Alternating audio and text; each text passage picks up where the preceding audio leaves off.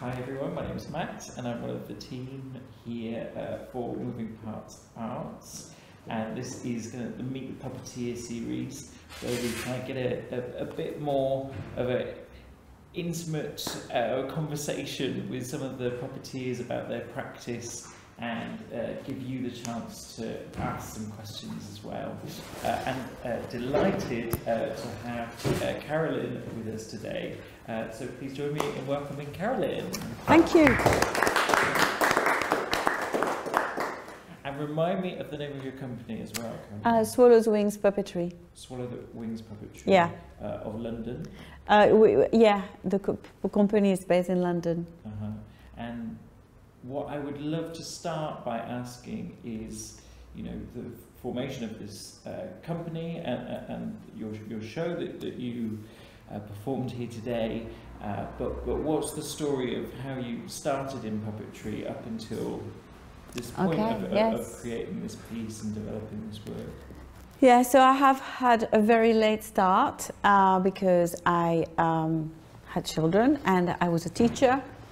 And then when I had children and I was a teacher, so then when that was enough work finished, I decided to do what I wanted to do, which is to be a puppeteer.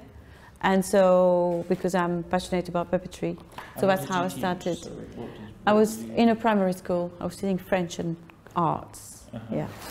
So in primary school. So I decided to become a puppeteer, and I did lots of workshops, and I worked with lots of puppeteers, and I also did Curious School of Puppetry. That was such a rich experience, a very nutritious adventure. And now I've made my show and created my company, which is a community arts company, because then to work with my past, which is teaching, I wanted to bring more arts and to schools, more art experience in these times of cuts, more art, yeah. So talk a little bit more about the aims of your company and kind of how you set it up and what you kind of see as the the purpose of what you're trying to do with your company. Yeah, so it's a community arts company, so it's for creating projects for the community. So I feel quite moved by the social context in which we are living on many different levels. Some are biographical, so where I come from, my dad was a migrant from West Africa, and also my biography as a worker teaching in schools in London, and so this has nourished me, and I wanted to do puppetry, but I also wanted to maybe bring some kind of change without being too egotistical, you know, into the settings, the social settings. So we work with elders, specifically elders from all over. We've run projects for elders in Hackney, where I live, and in London. And also then I do a lot of workshops in schools and community centres and stuff like that. And really, is that rooted in Hackney where you live? Is that yeah, a lot in Hackney, but then now I'm starting to go further afield. So other boroughs, and now I'm aiming to do a project in Manchester. So we'll see. Yeah. Okay, so I'd love to ask you a little bit about your show, Anansi and the Lost Son. Yes. What is just talk about the themes in the show, why you created that piece of work. So one of my big passion, one of my source of wonderment is the stories of migration, how we become who we are, what do we keep of our heritage, what do we transmit, and stories carry a lot. And the Anansi stories come from West Africa, near where my father is from, Togo, Ghana. And then they traveled with enslaved Africans to the Caribbean, and then they came to the UK. But these were not these are no people that were packing a suitcase with their belongings. They were going quickly there and were left without nothing. And these are a little remnants of a culture. And I found it fascinating that these stories traveled. And then again, when the migrants came to the UK, which is a difficult journey, my dad was one of them. Well, he came to France, but you know, again, then why do we say these stories? Why are these stories being transmitted? Why do we don't choose, but they're there and now they're here.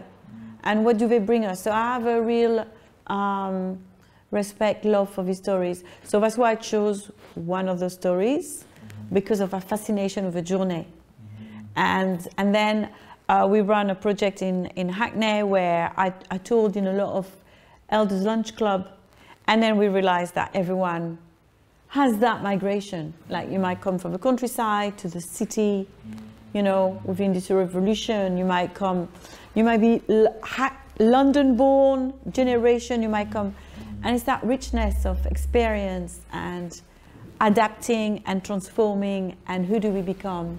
So that's why my company is named Swallows with Puppetry, because of the migration bird. And so that story is a mirror of that again. So that's why I have chosen that story, those stories. It's interesting. We had I taught psychology. There was a session we did of everyone has a migration identity. Yes. And that this isn't just specific to certain people, but it's something that we all have. Yeah, even just class. You know, your grandparents didn't go to uni, you go to uni, that's a migration into a different realm. And what do you keep from the past? What are you ashamed of? What do you transform? It's fascinating how we, well, it interests me anyway. And then how does that translate into your teaching work? You touched on. Oh yeah, so the teaching work, I do workshops in schools, and this is to bring arts in schools, because we are in a time, you might know, where there is not so much arts in primary schools. And the art session is a session where you take risks, you problem solve, you might ask your friend was shit at maths, then becomes, you know, great at solving that problem. You know, it's a real rich sharing, and these lessons are not so common now, because of a choice of a government to not fund these. And so that's why I really want to bring that. I just love it. Yeah, the journey of making a puppet, and with kids in the school, in the class. I mean, you know, you come with a suitcase full of glitter and you feel like Mary Poppins, you know. It's really cool, yeah. So how are these making workshops? Making workshops, yeah. Okay. Yeah. Okay. Yes, because I love making. And so do you feel attached to that making identity more so than a puppeteer, or is it a real combination for you? Making is, although I'm not, you know, I haven't done it for so long, but I love making, because I've always done crafts in many ways. So I adore making, and it's that, you know, you're making in your workshop, you've got the radio, you know, you're doing your thing. It's different than being on stage, bringing the show, adapting to whatever difficulties are happening on the day, the weather, the people, the tech, everything. You know, it's much less tripping, you know, and it's great because you create. I mean, creation moment is so beautiful and sometimes painful, but sometimes exciting. It's just amazing. You create something, and then you have an idea, and then it changes, and then this, and then you. I don't know. It's just magic. Yes. Yes. And it's hard to beat. Yeah, and you maybe have control over this space in a way. Yeah, you're in your space, but you're dreaming of different space. You're traveling. It's a luxury, you know. It's a wonderful adventure. So I've got lots of questions for you, obviously, but also would love to open it up for some questions in the room. So if you do have a question, Yeah, I have a question. What you said you really love making and the journey that you go on with making. What materials speak to you the most? Yes. Where do you start? I really like materials that you find around the house because I just think for kids it really invites. You find things around your house and you make something out of it, and then that means you're always in your house. You're always thinking a bit. I have a conversation with things around the house, and also the waste and the recycling and making things out of that. I like that. I really like that. Yes. So that's finding things and transforming them. What sort of materials are you using for the show? For the show, Yeah. so I've used a lot of jute because it refers to the coffee bags that came from West Africa back to the UK. So that's why I used a lot of that. I used a lot of like the king of the sky, the sun god kind of. He's in a Sainsbury bag, just to show that. For me, it was like there is magic even in a Sainsbury's bag. You just need to find it. So it's quite militant, you know. And the monkey has 2p coins who have holes in it because it's got the head of a queen. So it's like colonialism. And making a hole in it was quite nice, so that's for me. And also it has the curry shells on his fingers who show the ancient money of Africa. So it's like finding things but playing with it. Yeah, but it sounds like those materials are used with real intention. There's a real Yeah. Like I wanted to use very common things that, you know, and then transform it into something with a bit of magic. And maybe it doesn't look very finished. I've had some comments from some people say, "Oh, it's funny, your show looks like it's about to disintegrate anytime." But I mean, it's my style. Like that's how it is. But also I like that. It gives a kind of a, because things change, you know. It's like when you're in love, you know, you're in love and then it goes, you know, and then you adapt to the next situation. You know, that's life. It changes over time. So it's a Sainsbury bag, it becomes the king of the sun, and then it goes back to the bin. Yes. Some kind of journey. Yeah. So do catch my eye if you have any further questions for Carolyn. But I would also love to ask about the relationship with music. Oh yes, yes. So I've chosen to have Joy Hens directed the show. It was an amazing experience to work with her. And the music, I've asked a West African musician, traditional West African musician, because for me, you know, I love that. You know, it's the kora, you know, the balafon, all these musical instruments who are from the earth. It's amazing. And today the musician was ill, so couldn't come, which is sad. But it really, with the show and the puppets, it's nice. Yeah. And adds a kind of momentum. And then, you know, when you go to schools, because I tour mainly in those kind of settings, kids see a musician in action. You know, it's nice. Yeah.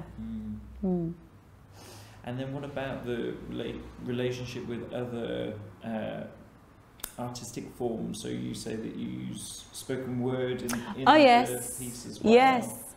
So Bena, a spoken word artist from South London, wrote the script. So that was nice. He's Caribbean and the musician is West African. So it's like we have all the different parts of the migration in the show. So that was nice. And soon I'm also going to work to add to the show a dancer who is Caribbean to help me to choreograph more dance in it. So it has also dance in it, because that's another expression which is related to the earth. And why puppetry for you then? So how has it been that you... Yeah, because that's magic. Because I just think it's so human, in the sense that I'm here playing with something on my own, you know, It's quite exciting, but it's not very exciting. And someone is looking at it because I'm bringing attention to it.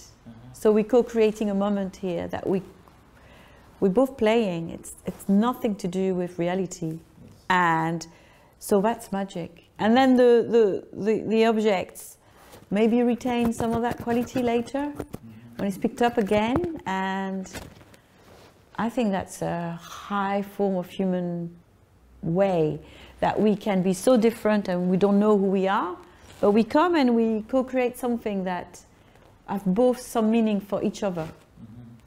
Yeah, I think it's... So I'm not passively, as an audience of puppeteering, I'm not passive, I'm not listening. I'm like co-creating because I'm bringing my attention. The puppeteer brings his attention enough to it.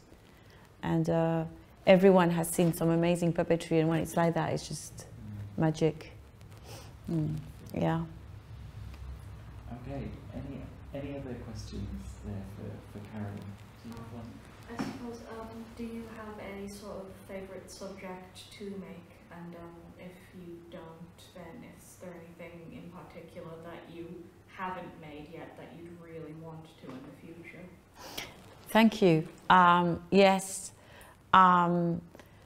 I like things who are like world you come in. So I would love to do either a bicycle show, or I just, in town there's a caravan show. I mean, you know, caravan show. You come in a world, you know, so you come in, and that is like magic. And then it's like you sit in a bath, you know, a hot bath of magic around you. Yeah, something like that. That is a world you come in. Or the bicycle is the same. You're in the street, you stop, it's a moment. People come in, they participate. That's so, yeah. And you address the audience in the street, so you don't have to go somewhere to. They're kind of like immersive into entirely different ways, because one of them Yes. is you're entering it, and the other is sort of like it's there and it's reaching out to you. Yes, Reaching out to it. that's right. Yes, yes. Thank you. Yeah, very good. Yeah. So in your, when you were teaching in the school, doing French and art, was there a moment there where you knew that you wanted, did you always know you wanted to go into puppetry eventually? Yes, I wanted to go to puppetry when I was in my 20s, early 20s, but then I had children, and yeah, so I did a puppet show with one of my classes. Okay. Yeah, we did. Gilgamesh story. That was really good. Yeah, so I always wanted to do puppetry. Yeah. Okay. Any other questions? Well, there was another part of your question that I thought was really interesting, which was about other particular types of stories that you're drawn to. Oh, Is there yes. like do you think there's a field of Oh, stories yes, that you're drawn yes. to? Obviously, Anansi's stories Yeah, speak to that yeah. part of your heritage that you want to explore and communicate. But Yeah. what realm of stories Yes. interest you? I really like very old traditional stories. These are my favorite, because yeah, I don't understand. I'm fascinated with the fact that they've been there for so long. They must have some really interesting thing for us to nourish us. There is this really interesting woman called Sophie Strand, and she talks about mycelium, the mushrooms realm. And she says that when the plants came out of the water, when the trees and the plants were created on the land, they only grew their roots because of the mycelium kingdom that just stabilized the plants. And she said that the myths and stories are for us like the mycelium. It's cool, isn't it? That's lovely. Yeah.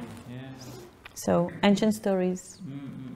There's something about them that obviously captures the human Yes, imagination. yes, There's a reason that they yeah, live on in some way. yeah, mysterious.